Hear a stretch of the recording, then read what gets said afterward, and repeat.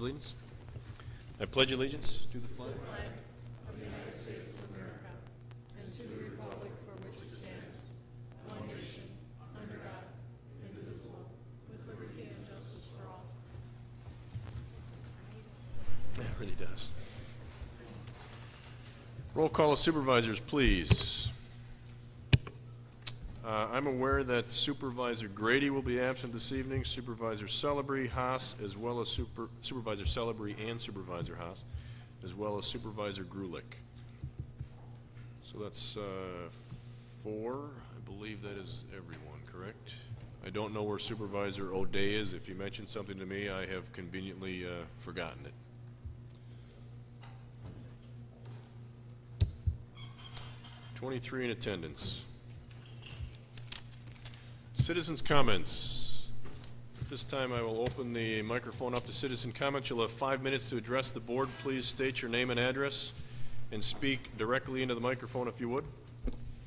Good evening. My name is Tom Gunther. I live at 4646 Pleasant Prairie, Wisconsin. Recently, I was appointed, contingent upon several different steps, to be the Joint Service Director. I wanted to come here this evening and just introduce myself to you. I know many of you, and there are some that I do not, so I just wanted to put a face with a name. I plan on sending all of you an email with my cell phone number, home phone number, and the email address would be on there. If you have any questions that I can answer for you over the next couple of weeks, please contact me. Otherwise, I anticipate that I'll be back in 2 weeks, and I look forward to your support. Thank you. Thank you. Any other supervisor comments? Any other citizen comments? Seeing no other citizen comments are closed. Announcements of the chairman. We have a meeting this Thursday, which is apparently meeting with some discomfort of many of this board, which I want to go on record as saying I didn't set the date. That will be our legislative roundtable this Thursday at 6:30. My understanding is there's some sporting event that's also happening Thursday evening. So we can blame our state legislators. We'll have to wait until they get here Thursday, but again, our area legislators will be here 6:30 this Thursday, I'm sorry, 2 nights from now, in this building, second floor conference room. We'll try to be as expeditious as we can, and if not TiVo the game, it'll be just as good second time around. The executive committee will meet a week from this evening. On the agenda is going to be a presentation by the Kenosha Gaming Authority, Kenosha Gaming Group on the casino. Again, as you recognize, we are talking about an extension that will need to be in place sometime around the end of September. It will be on our next county board meeting that will address a longer-term extension. It will be reflective of the developments that have transpired at the state and federal level over the last couple of months. So if you want to be a part of that conversation ahead of the upcoming county board meeting next Tuesday the 13th at the legislative committee, or executive committee. Also at that meeting we're going to talk with Teddy Winnett, Director of UW Extension, and begin to pull together the structure of the evaluation that was promised to this board relative to the new committee structure. We'll have that conversation in January. UW Extension is going to help us gather information so that we can put some quantitative discussion to what we believe to be the impact of this committee. So, I'm sorry, the restructuring the committee. So we'll have that discussion at the executive committee. She will help us pull together what we think will be some type of metrics for which we'll gather that information and present it back to the board. The Racine Kenosha Community Action Agency is looking to fill board vacancies. They are due the 15th of this month. Any application or resumes that will be submitted, you can pick up the application at 2063rd Street, which is the RKCAA board building here in Kenosha, or you can go to rkcaa.org to pull up a application for that board of directors. You may have noticed, and we were all notified, that starting with, I believe, August, the paycheck you just received as county elected officials County Board of Supervisors, that the WRS payment has been deducted from that check. There is some discussion as yet as to whether or not that constitutes a change in the compensation for elected official. There seems to be a great deal of comment out there and opinions on that issue, but nothing that specifically addresses the County Board Supervisor. I don't know why at this point in time there is a change from what we've been told in the past, but Corporation Counsel's office continues to look into it. And as soon as they have a definitive answer for that, unless Corp Counsel happens to have one this evening, I'd certainly let them address that. But whether or not that payment should or shouldn't be deducted at this point in time, we'll know as soon as we have a definitive answer. You notice today that you should have received a copy of an executive order appointing Patrice Hall as the interim medical examiner in Kenosha County pending the support here on the county board floor. It is currently within the Human Services Committee, so once that comes forward, that executive order was issued today, I believe. Supervisor Bruning indicated that she will not be able to attend the WCA conference the end of September. We have already obviously booked that slot, so there is an available position. If you're interested in going, let me know. It is September 25th through the 27th in the Dells, in Wisconsin Dells. So we have one open slot for the WCA. If you're interested, let me know. And I believe that's all I have. Supervisor reports. Supervisor Gentz, Jeff Gentz.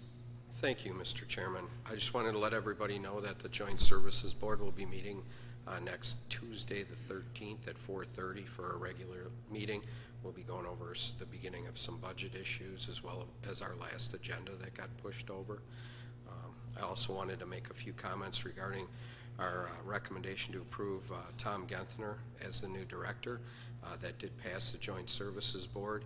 If anybody has any questions or concerns regarding that, prior to 2 weeks from now, I'd appreciate a phone call and a talk about it so that we don't have to have a mess on the county board floor.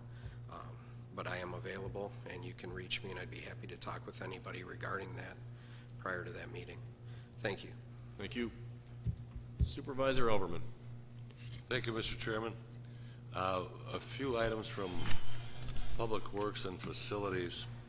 We will not be meeting till next Monday, but I have a couple of things that have come in since our last meeting. The Brookside demo project, permits were issued from the city, no problems. The asbestos removal has taken a little bit longer than anticipated, so that demolition will more than likely not be done complete until October. The remodeling for the Corporation Counsel's office, the design is complete, and that project is going out to bids. Courthouse restoration is overall decent as far as the schedule. Built into the contract is a certain amount of days. There was some slowdown, some of it caused by the county as far as some of the tuck pointing, decisions being made on certain varieties and types. That still should be complete in November. And the Corporation Counsel's office is working on a resolution for concealed carry for county buildings and all our facilities, what to allow, what not to allow in certain buildings. For golf, financially, we're currently about even with last year and expected to end above last year because the weather that we received last year, fall. We're just anticipating a little bit better weather. We have two studies being done for the golf courses right now. One is by Carthage College, and that's an economic impact of our courses on the community. The other is a study to see what would happen economically if we close portions of our golf courses. Both of those should be with us next month, and I should be able to report within the next 2 meetings. The highways, we are naturally in the tail end of our paving, although we lost some weeks to storm work where we had our highway people working. They're currently paving. If you remember some of the discussions and debate in the state budget to allow our people to work on projects over $100,000, currently paving our cart paths at the golf courses and keeping our people working, saving the county money. Parks, one of the big things coming down right now is Oktoberfest, October 1st at Old Settlers Park. And Supervisor Underhill could fill you in on more of that. He's actually been the mover and shaker here for Paddock Lake on that. I've heard some big things coming there from John Rudy polka bands and some big name bands. It's apparently going to be quite a big event. There's going to be fireworks after, and it's something that's receiving a lot of hype in that part of the county. We also have plans being worked on for the Katy Park, and some of that will be coming to the Green Ribbon Committee next month, then on to naturally the Highway and Parks and County Board within the next year. But those are some brief updates from facilities and Highway and Parks. Thank you. Thank you.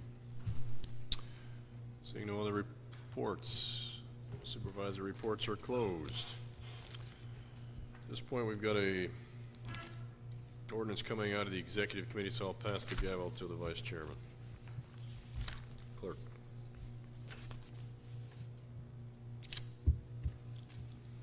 Ordinance 4 from the Executive Committee, an ordinance to repeal and recreate Section 2.05, Section 4 of the Municipal Code of Kenosha County Committee Operations. Submitted by Executive Committee. Molinaro, yes. Akernis, yes. Clark, yes. Alberman, yes. Michael, yes. Noble, yes. Brunig, yes. Chairman Molinaro. Move ordinance 4. Seconded by Supervisor Clark. Chairman Molinaro. Ordinance 4 is an attempt really to clean up what, and maybe codify a little bit better our expectations on the board here with regard to publication of meeting minutes. It goes a little bit further and addresses the posting of a digital recording of any proceeding on the county website as well. The equipment that's out there today and the ease of providing digital recordings of any discussion, meeting, committee meeting, board meeting, et cetera, is such that there isn't any reason that we can't effectively and quickly post a digital recording of any meeting that we have. I've talked at length with, actually it didn't even be at length, with the IT department, in particular Mr. Samuelson, and what's attached to the document before you is the procedures and considerations for posting of such minutes. If you read through here, he makes the point of noting that it's a very simple couple of clicks of a mouse once the program, I'll call it a program just because I'm not the computer expert, is loaded onto individual computers. It'll be very simple. It'll be a very quick process to get those digital recordings out, and that will do two things. One, it will certainly digital recordings, as we know, cannot be altered, so the concern that we had a couple of years ago in this discussion on the county board floor is, do you post draft meeting minutes? When do they get posted to the website? Should they be posted as drafts and then noted as being approved somewhere down the road? So this takes that issue out of the equation altogether. A digital recording is in fact a true and accurate representation of the meeting that can be posted very quickly, and then the follow-up with regard to the written minutes can happen at the next regularly scheduled meeting. So I believe this does what this county board has asked for in the past. It's responsive to open and transparent government as best we can, and I'd certainly urge your approval. On the question.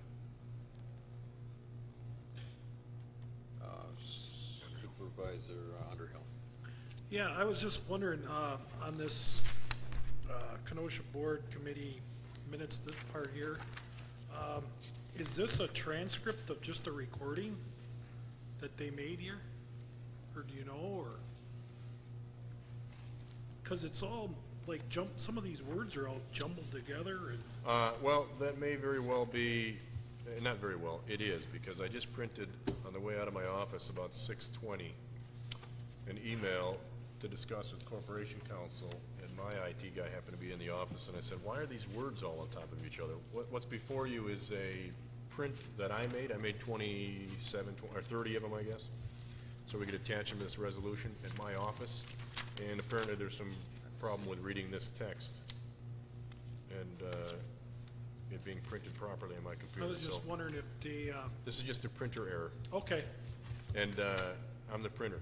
No, what I was wondering is do they take these and just, can make a printed copy of the recording, or not? Or aren't we that far along? Guess I'm not sure I understand the question. Well, This is the procedure for okay, never mind. posting of the recording, Okay, with some descriptive overview and considerations when doing it. okay. Thank you. Okay. Seeing nobody else, all those, Supervisor Clark. I just wanted to make one comment. It also is the procedure for posting our written minutes, and the hope is that the written minutes can now be brief. You know, Administration Committee, theirs are very detailed. Finance Committee in the past have had brief minutes. So now they can standardize the brief format similar to how we have our minutes on the county board are very brief. So for staff efficiency, you can get the, basically get the gist of the meeting and be able to go out to the county website to the audio and have it indexed. Okay. Seeing no other lights, all in favor say aye. Aye. Aye.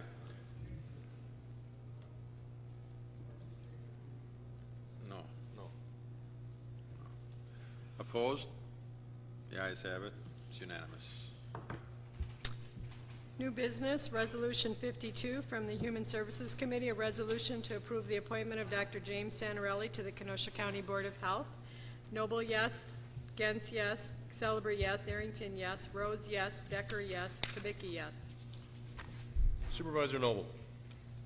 I move resolution number 52. Resolution 52, moved by Supervisor Noble, seconded by Supervisor Jeff Gents. Supervisor Noble.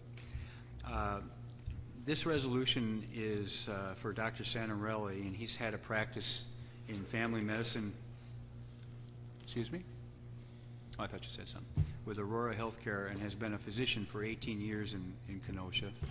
He's assisted the health division over the years, and he's also an advisor to the Kenosha Unified School District. By county resolution, the Board of Health is required to have 2 members who are practicing physicians. Dr. Santarelli will be replacing Dr. Stephen Schwimmer. So this appointment was reviewed by the Health Committee and seek your approval. Thank you. Anyone on the question? Seeing no lights, all those in favor of the appointment signify by saying aye. Aye. Those opposed, motion carries. Resolution 53 from the Human Services Committee, a resolution for authorization to proceed with contracts to form, join, and operate an income maintenance administrative consortium. Noble, yes. Gens, yes. Celebrate, yes. Arrington, yes. Rose, yes. Decker, yes. Kubicki, yes. Supervisor Noble. I move resolution 53. Resolution 53, moved by Supervisor Noble, seconded by Supervisor Arrington. Supervisor Noble. Thank you. The state law was modified recently to require counties with a population less than 750,000 to form a consortia with other counties to run the income maintenance program. There will be no more than 10 consortia formed across the state, with the exception of Milwaukee County and tribes. Milwaukee County is the only county over 750,000, so effective January 1, Kenosha County will need to be in a multi-county consortium to operate the income maintenance program. Kenosha County is currently in the process of forming a consortium with Racine County. At one time, Walworth County was to have been part of our consortium, but because of their smaller size, compared to Racine and Kenosha, they opted to join another consortium that includes Fond du Lac, Washington, Ozaukee, and Waukesha counties. This resolution authorizes the county exec to enter into and sign any and all contracts to create, authorize, and/or operate the consortium of which Kenosha County will become a member. And the consortium needs state approval by October 31st and should be in place by January 1st of 2012. I think that pretty much covers it. Adeline Green is here if anybody should have a question over and beyond what I just discussed. Anyone on the question? If not, I have a question. If I could, Mr. Chairman of the committee, you mentioned that this authorizes the county executive to sign any contract. Yes. Does that come back to the county board anyway? No, it is somewhat liberal in the regards, you know, I mean, it could end up, let's say Waukesha County, Walworth County decides to come back and they want to be part of it. So it does give him the authorization to sign any contract with regards to forming a consortium. What's the, am I out of line here, Frank, if I ask him a question? Then the other question I have is, what is the protection to the taxpayer with regard to cost? In other words, how are we defining what is the best consortium to, I'm assuming expenses, maybe Ms. Green wants to address this. I'd like some assurance that we're not just going to execute a contract with Racine County to house juveniles as an example at some lucrative price when we could have gone somewhere else a little bit cheaper possibly. Okay, I'm going to defer to Adeline Green on that one. No, there are specific criteria related to the formation of the criteria of the consortia. It does not include detentions, for example. There are things that have to be provided through this consortia, services to folks who walk in, premium payments. It's all related to income maintenance services in particular. That's the food share, the medical assistance program, and the elderly, blind, and disabled program. It does not include juvenile justice and those sorts of things. And the state has laid out some specific things that they want each consortia to agree to. So we are required to put in an amount of money consistent with what we contributed in 2009. And the same is true of whatever other county we form the consortium with, and that would be Racine County. So I don't know if that answers your question. It does to some extent. What is our protection? So we're going to enter into an agreement, a consortium, a contract with someone. We may believe right now it's Racine County, Waukesha, whomever it might be. Mm-hmm. Is there opportunity for the counties not to reach agreement? Is there something in the equation that could create an impasse? We can opt out of forming a consortium.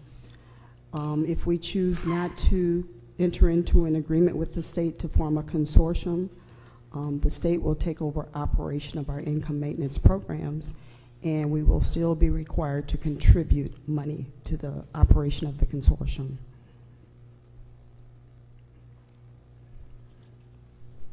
I guess I'd question the chairman of the committee why the committee was comfortable the county board not having some final say, oversight into what ultimately this contract is going to be. I think because we're pretty confident it's going to end up to be Racine County and Kenosha County. That's my opinion, because it looks like it's 99.9% sure it's just going to be us, our two counties, and we're about the same size relative to the number of people that we service. If I recall, Adeline can give you the numbers on that. What's the value we're talking about then of the potential contract? I'm sorry, the value of the contract? The value of the potential contract. I believe the contribution for Kenosha County is $673,000, and for Racine County it's $800,000. So the combination of those two things, about $15,000. I'm sorry, $150,000, or whatever those two adds up to, 1.5 million. And the contract actually has not been created yet by the state. We could certainly bring the contract back here to the county board before we sign off on it, but none of that has been developed yet. The conditions of the contract have not yet been developed. I trust that it be discussed at the committee level at a minimum, that I think there needs to be a report here on the county board floor relative to that contract when the time comes, We could do that. at a minimum. Supervisor Rose? This is to Ms. Green. The $673,000 is what we have contributed exclusively for maintenance, but we have these wraparound services that have been at issue. How does that play into this issue? Is that now wraparound services, which is over, I believe $1.7 million is my recollection in that area? Is that now resolved against us? In other words, is that put aside? How does that fit into this $673,000 we're putting into it in a consortium? That's a separate conversation that is ongoing at this point in time. Income maintenance programs are separate and apart from the wraparound service funding. And that has, as far as I know, has not yet been resolved. There was a meeting just last week with state representatives and county representatives still trying to work through the details of that $1.9 million. 1.9? Yes. And that may be the case, and I was aware of what I thought your answer would be. However, by entering into this agreement at $673,000 and keeping in mind that we formally had reported to the state that those wraparound services were part and parcel of the income maintenance program, haven't we sort of unwittingly resolved that issue ourselves by saying it's $673,000, not that, plus the $1.9 million for the wraparound services? This is for eligibility services only, so no, those two issues are totally separate. The $673,000 is for income maintenance programs only, and the services that DCFS provides in conjunction with the eligibility services are totally different. Our money for the income maintenance program has already been determined by the state. The other funding for wraparound services is still ongoing discussion, so that has not been resolved. That piece of it has not been resolved. All right, well, I think this is something that we need to keep in mind. I don't think tonight's debate or this conclusion of this resolution will resolve that issue, but I think when we revisit that issue and who is to fund it, us or them, and the representations in the past that have been made that this was part and parcel of it are something that we need to keep in mind in the future when this issue is more fully discussed and debated. Thank you, Supervisor Rose. It's my understanding that there were discussions as late as last week, and while the paint may not be dried, I believe it to be on the wall. So we'll see where that ultimately ends up. Seeing no other lights. Anyone else on the issue? If not, this is on resolution number 53. All those in favor signify by saying aye. Aye. Those opposed, motion carries. Thank you. Claims 13, Shirley Lawler, vehicle damage. Refer to Corporation Council. Approval of the August 23rd, 2011 minutes by Supervisor Kubicki. Supervisor Kubicki. Thank you, Mr. Chairman. I move for the approval of the August 23rd, 2011 minutes as presented. August 23rd minutes moved by Supervisor Kubicki, seconded by Supervisor Gail Gens. All those in favor signify by saying aye. Aye. Those opposed, motion carries. Motion adjourned by Supervisor Michael, seconded by Supervisor Brunig. All those in favor signify by saying aye. Aye. Those opposed, we are adjourned. Thank you.